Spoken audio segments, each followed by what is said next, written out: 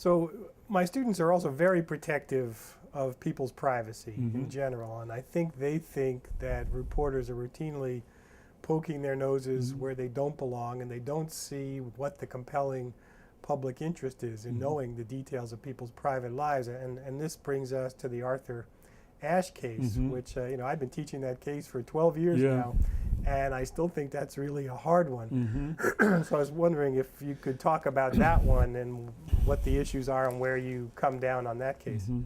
Maybe Yeah, you'll convince me one way or the other at last after all this time. I don't know if I can do that.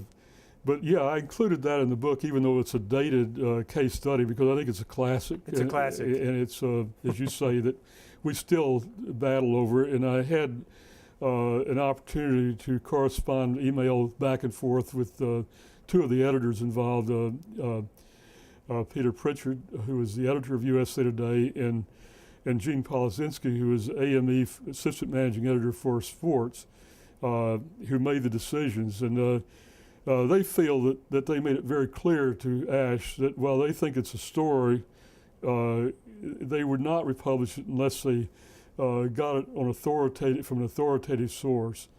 And the authoritative source would be someone in his family or his doctors. And if Ashe nevertheless went public, and he may have, I mean, it's only speculation now, that he may have felt that, well, USA Today has set very high standards that I don't think my doctor or my wife are going to tell the USA Today. But the next paper, this just shows that it's now being talked about, and it's a matter of time until somebody breaks the story. So I think USA Today had certain standards that for their source, and they probably would not have broken the story first, even though they wanted to. But we go back then, should we want to? Clearly it's a story everybody will read. This is a non-ethical value. That Ashe was one of the premier athletes of his time, and we teach students now who were born, I guess, since Ashe. Well, they were little, very little when Ashe was, so they don't really remember him. But they can relate to, if hypothetically, if it was somebody who's a prominent athlete today or former athlete, retired athlete, if they did the same, had AIDS, would that be a story? And they can understand, yes, that they think that is something people would be interested in. But that's just the threshold. Are people interested in reading it? That's the non-ethical value. Mm-hmm. We can give them something that they will see us as a good source, maybe come back every day for more information about whatever. And so we need to deliver stories like that. But conversely, though, is Ashe is asking for privacy, and here is a dying man who is making kind of the last request of his time on Earth to live in peace and quiet and not be, not tell everybody not knowing about his illness. You remember that Ashe contracted HIV through a blood transfusion. And he got the blood transfusion before they started checking for HIV.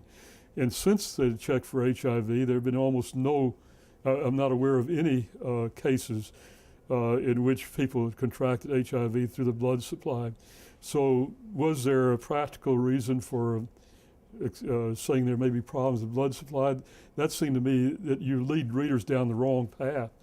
So it only comes down to, in my opinion, does Ashe have, as a celebrity, any area of privacy?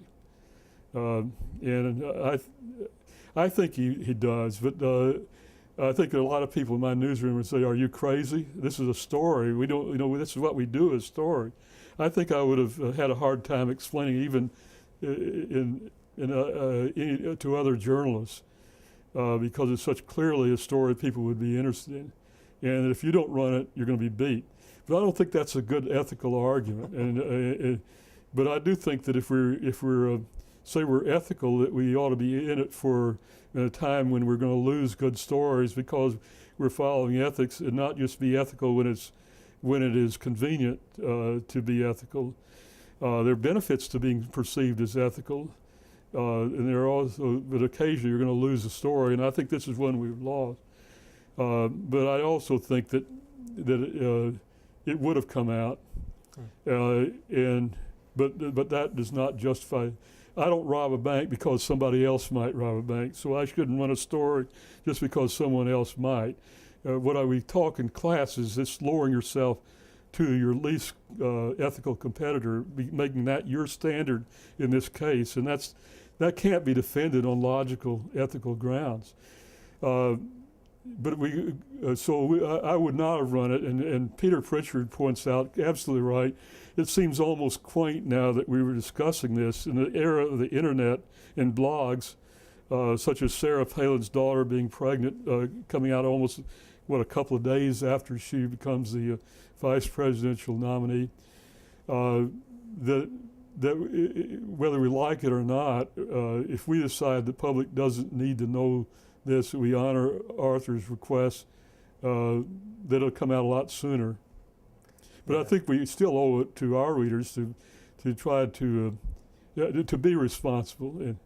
And in the book, there's a point of view about how the internet does these things. But if you read what you see in the blogs about Sarah Palin's daughter and what you read in newspapers and hear on broadcast and see on broadcast, there is on our side, the mainstream media, responsibility in sticking to facts and not speculating, and so there's a difference.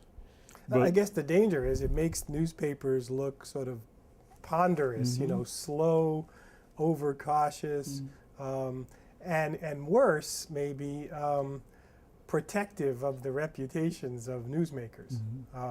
Why aren't they telling us this? They must be trying to protect them. Like that even came up around here when this Penn State running back, Austin Scott, this was a really striking day in the Collegian. There were two stories, same size headlines on the two stories, but two separate stories. One that had to do with an unnamed suspect in a rape case, and the other that Austin Scott was suspended from the team.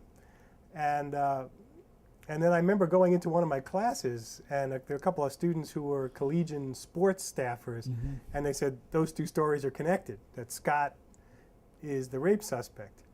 And, so they're showing all this admirable restraint by not overtly stating that. But of course, as you're saying, out in the blogosphere, there's this whispering going on, and so everyone's talking about it. Well, the reason he's suspended from the team is that he's the rape suspect in this other case, and so it's the issue of what do you do about rumors? I mean, how do you, when everybody's talking about something, how do you keep it quiet?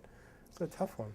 Yeah, it is tough. I think that you had to be very careful, and I think that if Scott is suspended from the team, that's a news story. But if he's not charged with the rape, I think it's dangerous it's harmful to him and dangerous to you as a business to risk naming him without without more evidence or absent any kind of statement from the prosecutor that I'm going to charge Austin Scott tomorrow with this rape.